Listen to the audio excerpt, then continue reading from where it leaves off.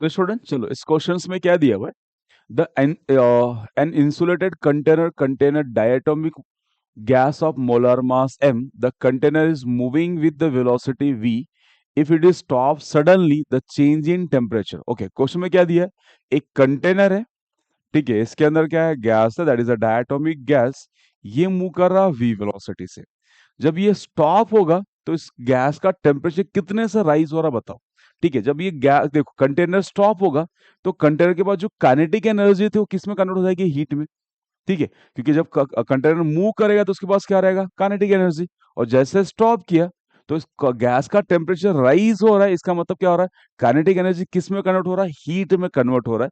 तो मैं यह बोल सकता हूं कि kinetic energy is equal to heat.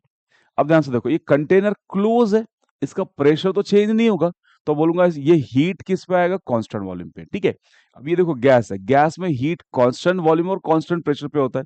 तो यहाँ पे हमारे पास क्या है, गैस क्या है, क्लोज कंटेनर के अंदर है जिसका वॉल्यूम चेंज नहीं होने वाला है। तो क्या लिखेंगे, हीट किस पे मिल रहा है हमें, कांस्टेंट वॉल्यूम पे। अब करना है क्या, बस यहाँ पे काइनेटिक एनर्जी का फॉर्मूला पुट कर लेते हैं, is half M B square.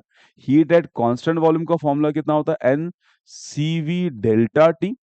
तो यहां से इस 1/2 mv स्क्वायर, एन क्या है, नंबर ऑफ मोल्स है, इसको कन्वर्ट किस में करते हैं, मास अपॉन मोलर मास से, इनटू सीवी का फॉर्मूला होता है F/2 R into delta T.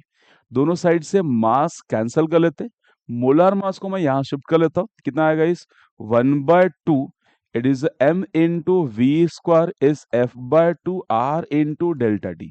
दोनों साइड से 2 भी कैंसिल कर लेते हैं, तो अपने पास फाइनली कितना आ गया, यहां से m into V square is equal to F into R into delta T.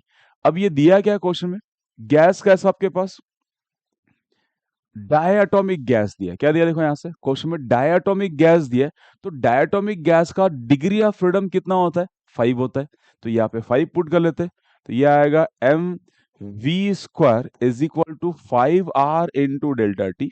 तो यहां से कितना आएगा, इस M V square divide by 5 R is equal to delta T. तो we can say delta T is equal to M V square divide by 5 R।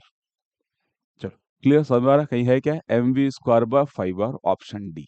ठीक है, तो क्वेश्चन में सिंपल क्या था, गैस अगर गैस कंटेनर सडनली स्टॉप हुआ तो उसकी एनर्जी किस में कन्वर्ट हो जाएगी, हीट में। और कंटेनर क्लोज है तो जो हीट आएगा वो कौन सा आएगा, कांस्टेंट वॉल्यूम पे हीट।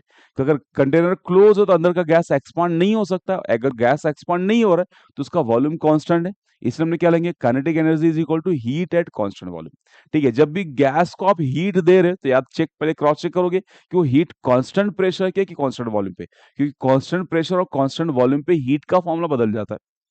ठीक है, तो अब हमेशा याद क्या रखना है कि अगर कंटेनर क्लोज रहेगा तो गैस एक्सपांड नहीं हो सकता है, इसका मतलब वॉल्यूम क्या है, कांस्टेंट है। तो यहाँ पे हीट एट कांस्टेंट वॉल्यूम लेके सॉल्व कर लिया हमने। चलो क्लियर हुआ, थैंक यू।